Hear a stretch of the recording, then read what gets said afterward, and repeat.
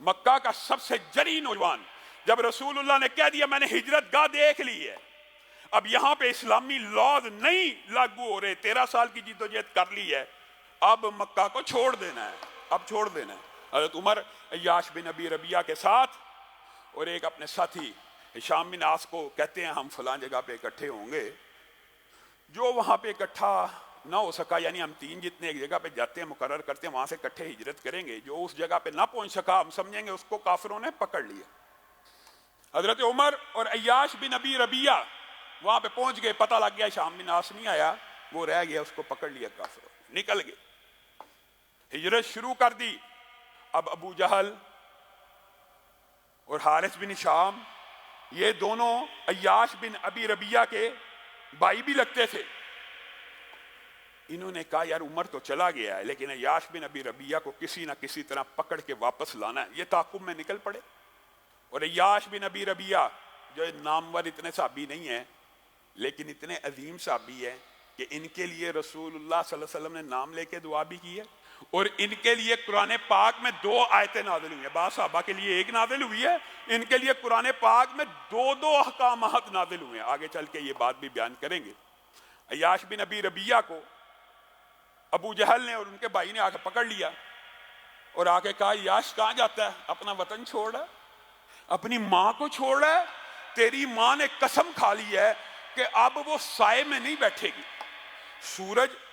کے نیچے بیٹھ گئی ہے تیری ماں، اور اس نے کہا میں اسی جگہ صبح ہوا کرے گی دھوپ میں بیٹھا کروں گی، رات ہوا کرے گی یہاں پہ سویا کروں گی، پھر صبح ہوگی یہاں سے اس وقت تک اٹھ کے سائے میں نہیں جاؤں گی جب تک عیاش بن ابی ربیعہ آ کے مجھے کنگھی نہیں کر دیتا۔ اور بعض روایات میں یہ بھی آتا ہے کہ میں کنگھی نہیں کروں گی، میں تیل نہیں لگاؤں گی، یعنی عیاش بن ابی ربیعہ کو آ کے ان کی ماں کی محبت میں ورگلایا جا رہا ہے۔ وطن کی محبت کام نہ آئی تو ماں کی محبت تو بڑے بڑے انسانوں کو، آپ کو پتہ ہے ماں جیسی عظیم ہستی کون ہو سکتی ہے، ماں کی محبت ایسی ہوتی ہے کہ بزرگ آدمی بھی ہو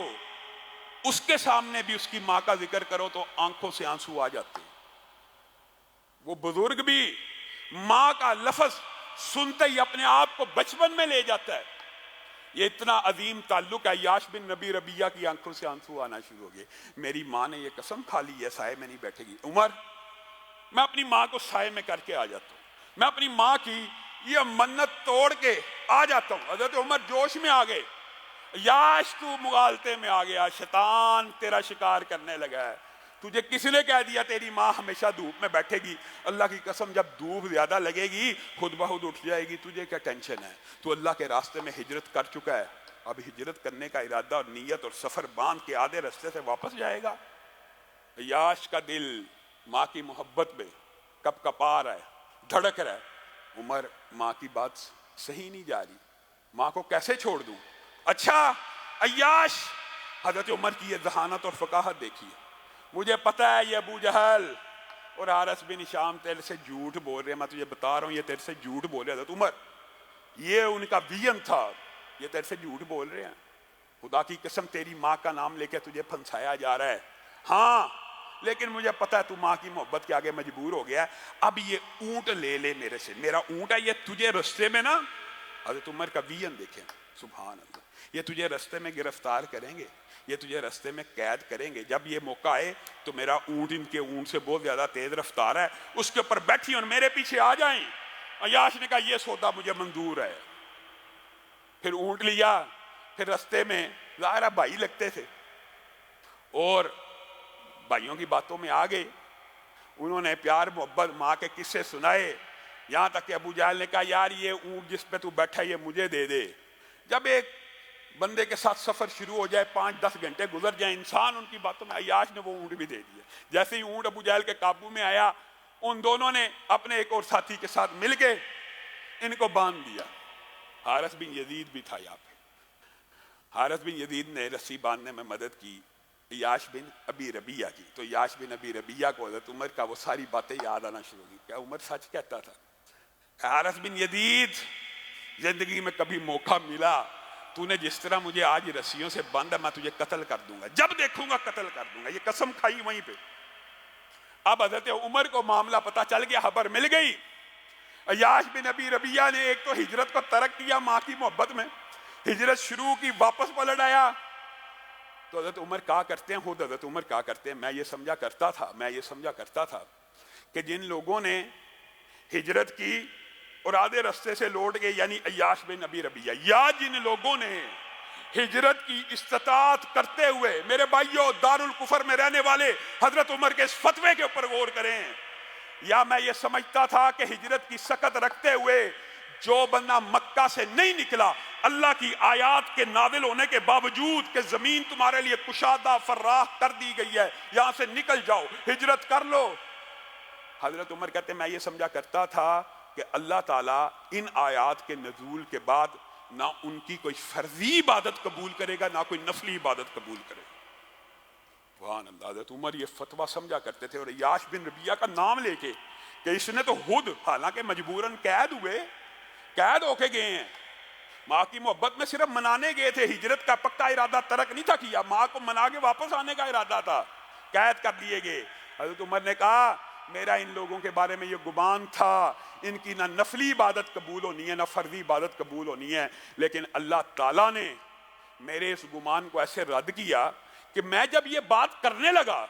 یعنی میں اپنا یہ فلسفہ جب معاشرے میں پھیلانے لگا، آسمان سے آیت اترنا شروع ہو گئی، قُلْ يَا عِبَادِيَ الَّذِينَ أَسْرَفُوا عَلَىٰ أَنفُسِهِمْ لَا تَقْنَطُوا مِن رَحْمَةِ اللَّهِ.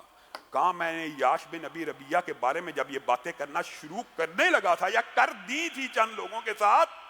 تو اللہ تعالیٰ نے عیاش بن ابی ربیہ کے بارے میں یہ آیت نازل کر دی ہے پوری امت کے لیے قیامت تک. اے میرے بندو جو اپنی جانوں پہ ظلم کر چکے ہو، یہ نہ سمجھنا کہ اب ظلم کے بعد اللہ نے اپنا دروازہ بند کر لیا ہے. اللہ کا در کھلا ہے، آؤ اللہ کے سامنے گڑ گڑاؤ، اللہ کے سامنے توبہ کرو، اللہ کے سامنے سجدے میں پڑ جاؤ. اللہ تعالیٰ نہ صرف گناہوں کو معاف کرے گا بلکہ ان گناہوں کو نیکیوں سے بدل دے گا. کہا یہ آیت نازل ہوئی ہے عیاش بن ابی ربیہ کے بارے میں. دیکھیں یہ ہوتی ہے دوستی. یہ ایک دفعہ دل میں نفرت آئی کہ ان کی نہ فرضی اور نفلی عبادت اب قبول ہوگی، جیسے ہی آیت نازل ہوئی حضرت عمر خط لکھ رہے ہیں عیاش بن ابی ربیہ کو، عیاش اللہ تعالیٰ نے تیرے بارے میں قرآن میں یہ آیت نازل کر دی ہے، اب تو صرف اللہ سے معافی مانگ، تیرے لیے جنت کے دروازے کھل گئے ہیں. اور کیا رسول اللہ صلی اللہ علیہ وسلم نے یہ جو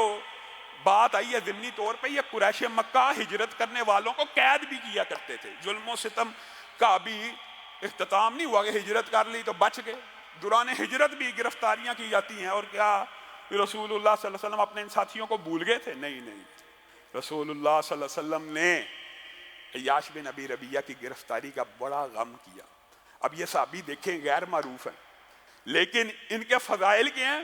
ایک تو یہ آیت ان کے بارے میں نازل ہوئی، پھر رسول اللہ نام لے کے یہ دعا کیا کرتے تھے کہ اللہ تعالیٰ عیاش بن ابی ربیہ کو کفار سے آزاد کروا. اللہ سے کہا کرتے تھے.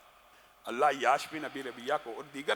صحابہ کے بارے میں بھی دعا کیا کرتے تھے، ان میں عیاش بن ابی ربیہ بھی شامل ہیں. پھر جب رسول اللہ صلی اللہ علیہ وسلم ان کی محبت میں بے قرار ہو گئے نا، کہنے لگے کون ہے جو عیاش کو آزاد کرائے گا. پھر ولید بن ولید کو اسپیشل نقب لگانے کے لیے مکہ میں بھیجا کہ جا میرے ساتھی کو، میرے صحابی کو. عیاش کو دیکھے ہوئے ایک عرصہ ہو گیا، اس کو آج آزاد کروا کے لا. رسول اللہ اپنے ساتھیوں سے ایسی محبت کیا کرتے تھے. اور پھر ولید بن ولید گئے، نقب لگائی. لمبا چوڑا واقعہ، بڑی کامیابی سے عیاش بن ابی ربیہ کو آزاد کرا کے لے آئے. مدینہ پہنچے، بقیہ گرگت میں حارث بن یزید کھڑے ہیں. اب عیاش بن ابی ربیہ کو کیا پتا کہ جتنی دیر وہ قید میں رہے ہیں حارث بن یزید نے اسلام قبول کر لیا. ان کو کیا پتا؟ ان کو وہ قسم یاد آئی کہ میں نے قسم کھائی تھی، حارث بن یزید جب مجھے رسیوں سے باندھ رہا تھا میں نے قسم کھائی تھی جب دیکھوں گا قتل کر دوں گا. ابھی یہ سفر کے آ رہے ہیں، حارث بن یزید کھڑے ہیں، عیاش بن ابی ربیہ نے تلوار نکالی، قتل کر دی. ان کو پتہ ہی نہیں تھا حارث بن یزید مسلمان ہو گئے. اب مسئلہ بڑا سنگین ہو گیا. پہلے ان کے بارے میں مسلمانوں کا یہ گمان تھا ان کی نفلی اور فرضیہ عبادت قبول نہیں، اللہ نے آیت نازل کر کے معاف کر دیا. اب کیا ہوگا؟ عیاش بن ابی ربیہ سے ایک مسلمان اور وہ بھی صحابی قتل ہو گیا. اللہ تعالیٰ نے پھر آیت نازل کر دی قیامت تک کے لیے کلیہ، صرف عیاش بن ابی ربیہ کی فضیلت کے اوپر دال نہیں ہے بلکہ میرے اور آپ کے لیے بھی ہے۔ وما کان لمؤمن ان یقتل مؤمنا، اور کسی مومن کو یہ زیب نہیں دیتا کہ وہ کسی مومن کو قتل کرے الا خطا، مگر خطا سے کوئی قتل ہو جائے۔ اللہ تعالیٰ نے عیاش بن ابی ربیہ کو کیسے معاف کرنا تھا، قیامت تک کا ایک کلیہ قرار دے دیا کہ قتل خطا کے اوپر قصاصاً قتل نہیں کیا جائے گا بلکہ کیا دیا جائے گا، دیت دی جائے گی۔ عیاش بن ابی ربیہ کو اس کلیے کے تحت دیت دینی پڑی کیونکہ حقیقت میں بھی ان کا قتل عمد نہیں تھا، قتل خطا تھا۔ ان کو پتا ہوتا یہ حارث بن یزید مسلمان ہو گیا، وہ نہ کرتے، لیکن یہ ایک عظیم الشان صحابی ہیں کہ جن کے بارے میں قرآن پاک میں 2 احکام نازل ہوئے، اور اتنے عظیم احکام نازل ہوئے جو رہتی امت تک کئی حکم نازل ہوئے ہیں، وہ کسی صحابی کے لیے خاص رہے ہیں اسی وقت کے لیے، لیکن یہ 2 احکامات ہیں قیامت تک کے لیے۔ مجھے اور آپ کو، آپ گاڑی چلا رہے ہیں، آپ کے رستے میں کوئی مسلمان آ گیا، فوت ہو گیا، اب آپ نے اس کو مارنے کا ارادہ نہیں تھا کیا ہوا، لیکن آپ سے قتل ہو گیا، آپ تیز جا رہے تھے، آپ نے بریک نہیں لگائی، آپ نے سنگین غفلت کا مظاہرہ کیا، آپ کو گاڑی نہیں تھی چلانی آتی، آپ روڈ پہ نکلے کیوں؟ بالآخر قتل ہو گیا۔ اب یہ کیا قتل عمد ہے؟ نہیں، اللہ کے فضل و کرم سے اس آیت کے نازل ہونے کے بعد قتل عمد اور قتل خطا میں ایک فرق کیا گیا کہ قتل خطا وہ قتل ہے کہ جس میں مارنے کی نیت نہ ہو یا غلط فہمی کی بنیاد کے اوپر مار دیا ہو، جیسے حضرت خالد بن ولید کا مشہور واقعہ، وہ سمجھے ہی نہیں تھے کہ یہ سارے لوگ مسلمان ہوئے، حملہ کیا، کفار کی بستی سمجھی، یعنی اس کو قتل خطا کہا جاتا ہے۔ اور قتل خطا کی آپ کو پتہ ہے دیت اللہ تعالیٰ نے مقرر کر دی ہے کہ پھر اس جان کی تلافی کے لیے ان کے ورثاء کو بدلہ دینا ہوگا۔ یہ ہے ایک الگ لمبا چوڑا باب ہے۔